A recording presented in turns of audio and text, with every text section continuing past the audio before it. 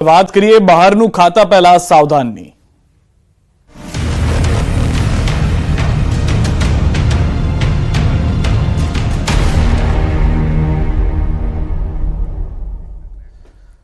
બહારનું ભોજન ખાતા પહેલા ચેક કરી લેજો। અમદાવાદનો બનાવ દરેક ગ્રાહકો માટે લાલબત્તી સમાન છે। અમદાવાદના નિકોલનો વિડીયો હાલ ભારે વાયરલ છે। ગ્રાહકે ઢોસા મંગાવ્યા, સંભારમાંથી નીકળ્યો મરેલો ઉંદર। દેવી ઢોસાના સંભારમાંથી મરેલો ઉંદર મળ્યાનો વિડીયો વાયરલ થયો છે। વિડીયો વાયરલ થતા આરોગ્ય વિભાગ પણ હરકતમાં આવ્યું હતું। આરોગ્ય વિભાગે હોટેલ સીલ કરી દીધી છે। અમદાવાદ વાસીઓ બહારનું ખાતા પહેલા ચેતી જજો। ઢોસાના સંભારમાંથી નીકળ્યું મૃત ઉંદર। નિકોલમાં દેવી ઢોસા રેસ્ટોરન્ટનો બનાવ। સમગ્ર ઘટનાનો વિડીયો સોશિયલ મીડિયામાં વાયરલ થયો છે। વાયરલ વિડીયોના આધારે મનપા હાથ ધરી ચૂકી છે કાર્યવાહી। મનપા અધિકારી તપાસ અંતર્ગત રસોડું ઓપન હાલતમાં મળ્યું। મનપા દરમિયાન હાઇજેનિક પ્રશ્ન પણ આવ્યો સામે। મનપા દ્વારા સીલ કરવાની કાર્યવાહી શરૂ કરવામાં આવી છે। પેસ્ટ કંટ્રોલ માટેનું સર્ટી પણ ન હોવાનું મનપાનું કહેવું છે। રેસ્ટોરન્ટ આસપાસ ખુલ્લી જગ્યા પણ બંધ કરવા માટે એએમસીએ નોટિસમાં ઉલ્લેખ કર્યો છે। રેસ્ટોરન્ટ માલિકનું કહેવું છે કે અમારા પ્રતિસ્પર્ધી દ્વારા આ પ્રકારનું કરાયું હોઈ શકે છે કૃત્ય। સાણંદ અને બોપલમાં અમારા નામજોગ રેસ્ટોરન્ટ ખુલી છે। અમારા નામજોગ મળેલી રેસ્ટોરન્ટના આધારે અમે ફરિયાદ કરીશું। રેસ્ટોરન્ટ માલિક ગઈકાલે ઉડતું પતંગિયું પડ્યું હતું। ભોજનમાં એટલો ખ્યાલ છે તેવી વાત કરી રહ્યો છે। ઉંદર હોય અમે જણાવ્યા વિના અમારા નામજોગ વિડીયો વાયરલ થયો છે।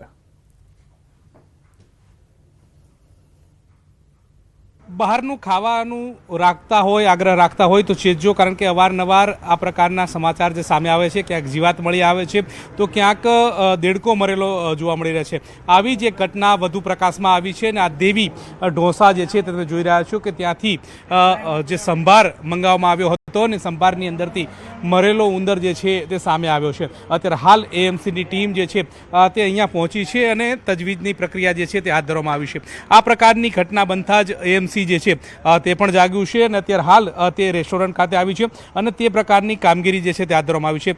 એએમસીના અધિકારી પણ છે, તેમની સાથે વાત કરીશું। શું માહિતી તમને મળી હતી અને માહિતી મળ્યા બાદ તમે કેવા પ્રકારના પગલાં ભર્યા છે? અમને સાહેબ દ્વારા માહિતી મળી કે સંભારમાંથી ઉંદર મળેલો છે, જે સોશિયલ મીડિયામાં ફરતું થયું છે। એના અનુસંધાને અમે અહીંયા આવેલા તપાસ કરવા અને હાઇજેનિક કન્ડિશન યોગ્ય ન જણાતા અમે રેસ્ટોરન્ટ અત્યારે બંધ કરાવેલ છે ટેમ્પરરી ધોરણે। આગળની કાર્યવાહી પ્રોસેસ કરીને પછી ચાલુ કરવામાં આવશે। શિડ્યુલ ચાલના નિયમોનું પાલન કરવા માટે નોટિસ આપેલી છે। કેવા પ્રકારની નોટિસ આપી છે? કેટલા દિવસ આ રેસ્ટોરન્ટ બંધ કરવામાં આવશે અને શું પ્રાથમિક તપાસ તમે અહીંયા કરી છે? તો પ્રાથમિક તપાસમાં શું સામે આવ્યું છે? પ્રાથમિક તપાસમાં આમ તો કશું એવું મળી આવેલું નથી।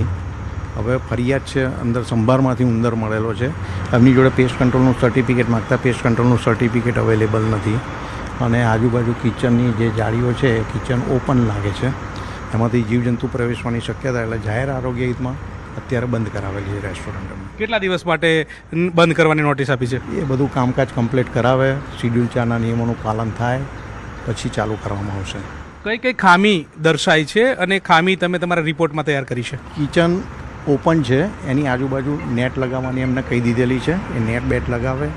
ઉપર જે છે તાળપત્રીવાળું એમાં પણ ઉપર છાપરું શેડ બનાવે છે એ લોકો, આજુબાજુમાં નેટને કહીને કવર કરશે પછી ચાલુ કરવા। અંદર કિચનમાં પણ સાફ સફાઈ વ્યવસ્થિત કરાવી, પેસ્ટ કંટ્રોલ કરાવી, પેસ્ટ કંટ્રોલનો એગ્રીમેન્ટ કરાવે, દર મહિને પેસ્ટ કંટ્રોલ કરાવવાની શરતે પછી ખોલી આપવામાં આવશે। કઈ જે માપદંડોની ઉણપ જે છે તે તપાસની અંદર તમને જોવા મળી? મેઇન તો પેસ્ટ કંટ્રોલ, હાઇજીન કન્ડિશન યોગ્ય નથી। જે ચીકાસવાળી વસ્તુ છે દર અઠવાડિયે એમને ધોવા માટે સલાહ આપેલી છે, બધું સાફ સફાઈ કરાવીશું કમ્પ્લીટ, મોટા પાડી અને પછી એમને પરમિશન આપીશું ખોલવાની। ચોક્કસથી તો અત્યારે હાલ તો આ જે રેસ્ટોરન્ટ જે છે તેને બંધ કરવાની નોટિસ અમદાવાદ મહાનગરપાલિકા દ્વારા આપવામાં આવી છે। સાથે તે હાઇજેનિક કન્ડિશનમાં ન હોવાની બાબતો પણ આ તપાસની અંદર સામે આવી છે, તેને લઈને પણ નોટિસ જે છે તે પાઠવવામાં આવી છે। હવે જોવાનું એ રહે છે કે સ્વાસ્થ્ય સાથે થતા ચેડા જે છે તે આ પ્રકારના ક્યારે બંધ થાય છે અને ક્યારે આ પ્રકારે ધમધમતા જે રેસ્ટોરન્ટો જે છે તેની ઉપર લગામ લાગે છે। કેમેરા પર્સન હરીશ શર્મા સાથે ગૌતમ શ્રીમાળી, ન્યૂઝ 18 ગુજરાતી, અમદાવાદ।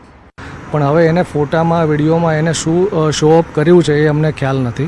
એકચ્યુઅલી એ કસ્ટમર મને પણ નથી મળીને ગયા। જો મને મળીને ગયા હોત તો પણ મને ખુદને ખબર હોત કે નહીં। અને પછી વેટરને જે કીધું છે, વેટરે અમને જાણ કરી, અમે ઊભા થઈને તરત જોવા આવ્યા, પણ એ અમને ઉડતું પતંગિયું જે કહેવાય છે એ અમને સંભારની અંદરથી જોવા મળ્યું હતું। બરાબર. એની પછી અમે અંદર બધું ચેક કરીને અમે તરત સંભારને બધું સ્ટોપ કરાવી દીધું હતું. સર્વિસ પણ નથી આપેલી સંભારની, બધાના હેલ્થને ધ્યાનમાં રાખીને. પણ આ જે કસ્ટમર છે અમને અમારો કોમ્પ્યુટર કોઈ હોય એવું અમને જણાઈ રહ્યું છે. એકચ્યુઅલી અમને 15-20 દિવસ પહેલાં જાણ મળી છે કે બોપલ અને સાણંદની અંદર અમારા સેમ નામથી અમારી બ્રાન્ચના આઉટલેટ 2 ત્યાં ઓપન થયા છે અને એ અમારી જાણની બહાર હતું. એટલે અમને ખબર પડી એટલે અમે એમને લીગલ નોટિસ મોકલી છે એમને. તો એનો રિપ્લાય પણ હજુ એમને નથી આપ્યો. અમને એમના ઉપર થોડો ડાઉટ જઈ રહ્યો છે.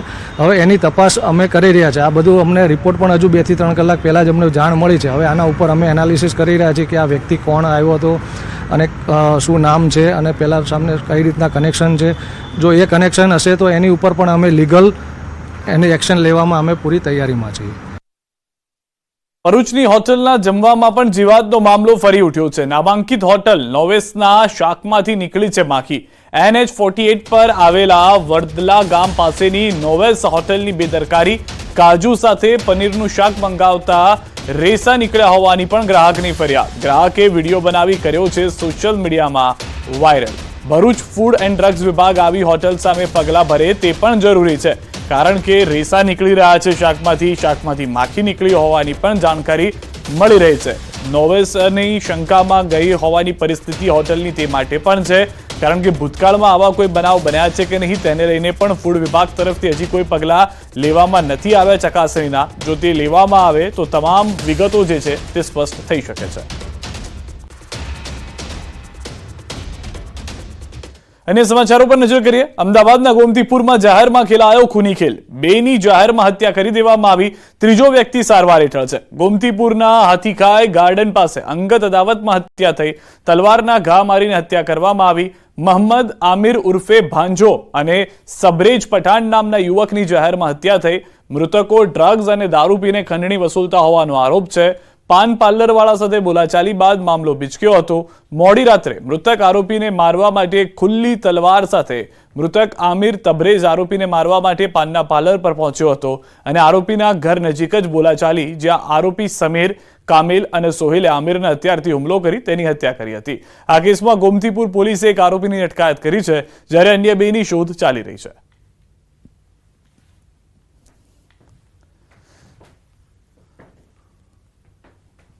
અમદાવાદના ગોમતીપુર વિસ્તારની અંદર ગત મોડી રાતે ડબલ મર્ડરની ઘટના સામે આવી છે. માત્ર એક માથાકૂટ થઈ પાનના ગલ્લા ઉપર અને આખો હત્યાનો ખેલ છે તે અહીં જોવા મળી રહ્યો હતો. ગોમતીપુર વિસ્તારના હાથીખાઈ ગાર્ડન છે તેની પાસેની આ ઘટના છે. શું કઈ રીતે લોહી કરવામાં આવ્યા હતા અને કઈ રીતે હત્યા છે કરવામાં આવી હતી. હત્યા ખાસ કરીને તલવાર અને એવા ઘા માર્યા તેના કારણે તે અહીં જ તેનું મૃત્યુ થયું હતું. જે મોહમ્મદ આમિર ઉર્ફ ભાંજો અને સબરેજ પઠાણની જાહેરમાં હત્યા કરવામાં આવી છે. ગોમતીપુર પોલીસે સમગ્ર ગુનો હાલ નોંધ્યો છે અને માની શકાય કે 2 આરોપી ગણવામાં આવ્યા છે. એક છે સમીર અને બીજો છે કમિલ. આ બંને સામે હાલ ગુનો નોંધી પોલીસે વધુ તપાસ હાથ ધરી છે. એક આરોપીની હાલ અટકાયત પણ કરવામાં આવી છે.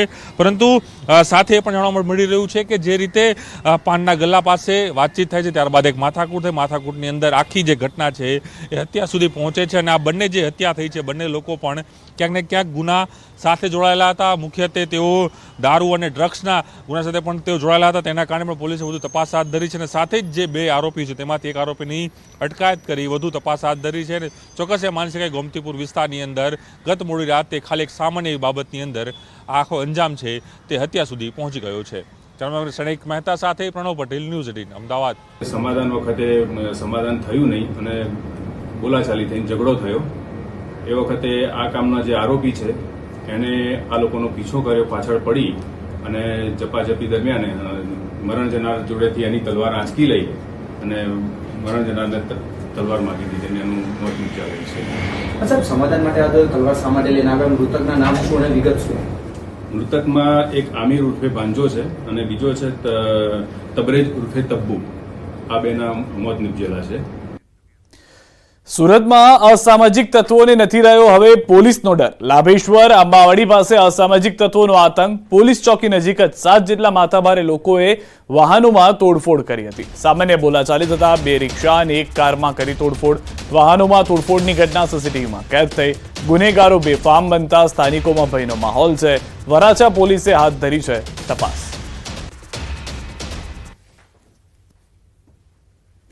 રાત્રે 12 વાગ્યાના સુમારમાં 3 થી 6 ઈસમો આવીને ગાડીમાં તોડફોડ કરી ગયા. એક ઇકો કાર છે અને 2 રિક્ષા.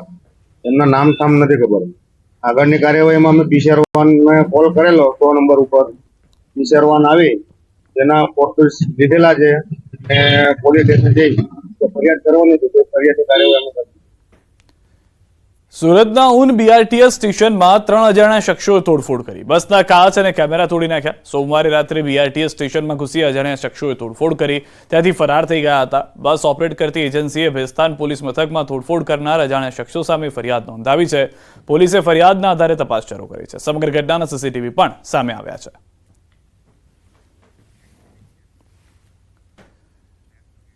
છોટાઉદેપુરના બોડેલી નજીક હિટ એન્ડ રનમાં બાઇક ચાલકનું મોત થયું છે. મેરિયા બ્રિજ પર અજાણ્યા વાહનની ટક્કરથી બાઇક ચાલકનું ઘટના સ્થળે જ મોત નીપજ્યું છે.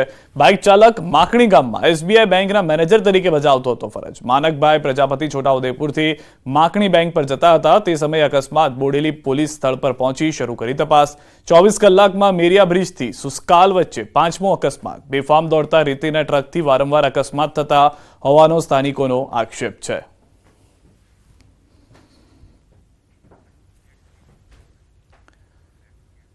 અડાલજના અઘોરા મોલના પ્રથમ માળે જુગારધામ ઝડપાયું છે. અડાલજ પોલીસે 9 જેટલા જુગારીઓને ઝડપી પાડ્યા છે. 9 જુગારીઓની અડાલજ પોલીસે ધરપકડ કરી છે. જુગારધામ પરથી 14 લાખથી વધુનો મુદ્દામાલ જપ્ત કરવામાં આવ્યો છે. 45,000 રોકડ તેમજ 2 બાઇક 2 કાર જપ્ત થઈ છે. 9 મોબાઈલ સહિત 14,36,000નો મુદ્દામાલ કબજે કર્યો છે. ટ્રેમિકા સિલેક્ટ હોટલના રૂમમાંથી મળી આવ્યા 9 જુગારિયા. દિનેશ કાંતિલાલ શાહ ચલાવતો હતો જુગારધામ.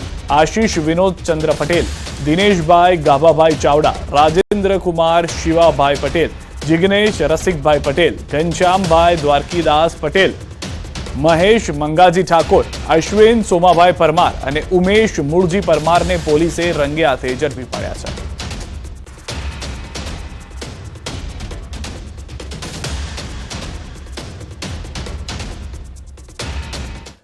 રાજકોટમાં વીજકર્મીને માર મારતો વિડીયો વાયરલ થઈ રહ્યો છે. હજુ લાઇટ કેમ રિપેર નથી કરી કહી અને માર મારવાની ઘટના જોવા મળી છે.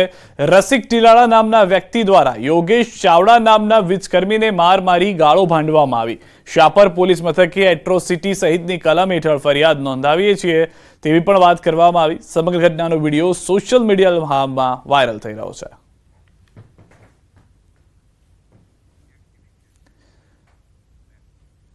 જૂનાગઢ મહાનગરપાલિકાની જનરલ બોર્ડની મીટિંગ પૂરી થયા બાદ કોંગી મહિલા નગરસેવક અને ભાજપ પ્રમુખ વચ્ચે બોલાચાલી થઈ હતી.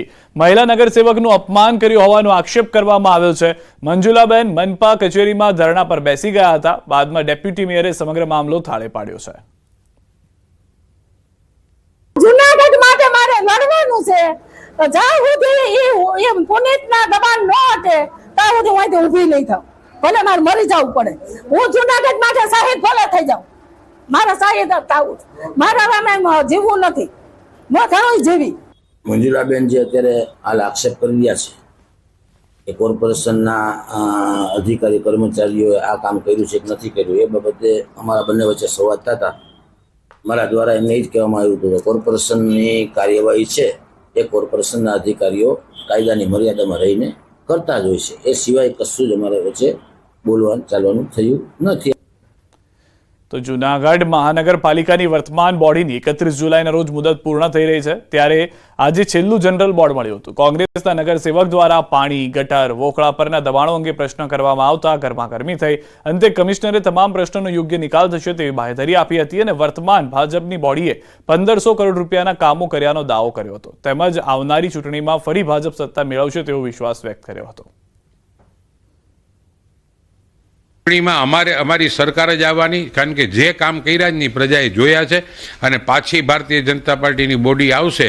ટેન્ડર તૈયાર છે, બધા કામ વર્ક ઓર્ડર દેવાઈ ગયા એટલે જે કામના ઉદ્ઘાટન જે મોદી સાહેબ કહી ને કે જેનું ઉદ્ઘાટન કરું એ કામ મારા હાથે જ પૂરું થવું જોઈએ. અમે જેટલા પણ કામ બહાર પડ્યા એ અમારા હાથે જ પૂરા થાય. ડેપ્યુટી મેયર દ્વારા કીધું કે અમે 1560 કરોડના કામ કર્યા. 1560 એટલે એક વોર્ડમાં 100 કરોડ રૂપિયા આવે તો સોનાના રસ્તા બની જાય અને લોકો ક્યાંય દુઃખી ન હોય. અમે એને ચેલેન્જ આપીએ કે જાહેર મંચ ગોઠવો અને બધી જનતાને બોલાવો અને ત્યાં તમે કહો કે અમે આટલા કામ કર્યા હિસાબ આપો. વડોદરાના નંદેસરી ગામના મહિલા સરપંચના પતિની દાદાગીરી સામે આવી છે. ગૌતમ પઢિયાર પોતાના મકાનનું સમારકામ કરાવતા હતા ત્યારે સરપંચના પતિએ હુમલો કર્યાનો આક્ષેપ કર્યો છે. મહિલા સરપંચના પતિએ ગૌતમના માતાને ધક્કો મારતા 52 વર્ષીય લલિતા પઢિયાર જમીન પર પટકાતા જોવા મળ્યા હતા અને માથાના ભાગે ઈજા પણ પહોંચી છે. ઈજાગ્રસ્ત મહિલાને સારવાર અર્થે હોસ્પિટલ ખસેડવામાં આવ્યા હતા. ત્યાંથી વધુ સારવાર અર્થે SSG હોસ્પિટલ ખસેડવામાં આવ્યા. સમગ્ર મામલે પીડિત પરિવારે પોલીસ કંટ્રોલ રૂમમાં ફોન કરી બનાવની જાણ કરી હતી.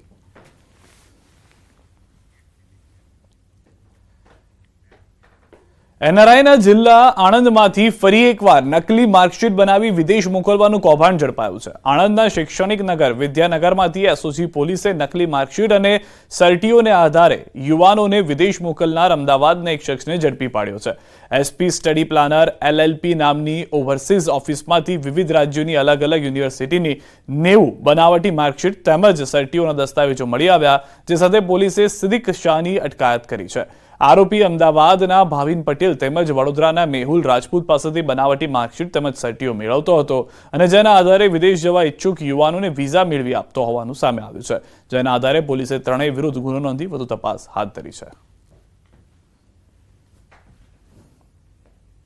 આણંદ વિદ્યાનગર રોડ ઉપર આવેલ કૃષ્ણા સફર કોમ્પ્લેક્સના ચોથા માળે આવેલ SP સ્ટડી પ્લાનર LLP નામની કન્સલ્ટન્સીની અંદર સિદ્દીક શાહ નામનો વ્યક્તિ કન્સલ્ટન્સી ચાલુ કરી અને નાગરિકોને વિદેશ મોકલવાનું કૌભાંડ ચાલતું હોવાની હકીકત મળેલ હોય, જે આધારે પંચો સાથે સદર જગ્યાએ રેડ કરતા આ સિદ્દીક શાહના કબજાવાળી ઓફિસમાંથી કુલ 90 જેટલી અલગ અલગ માર્કશીટો મળી આવેલ છે.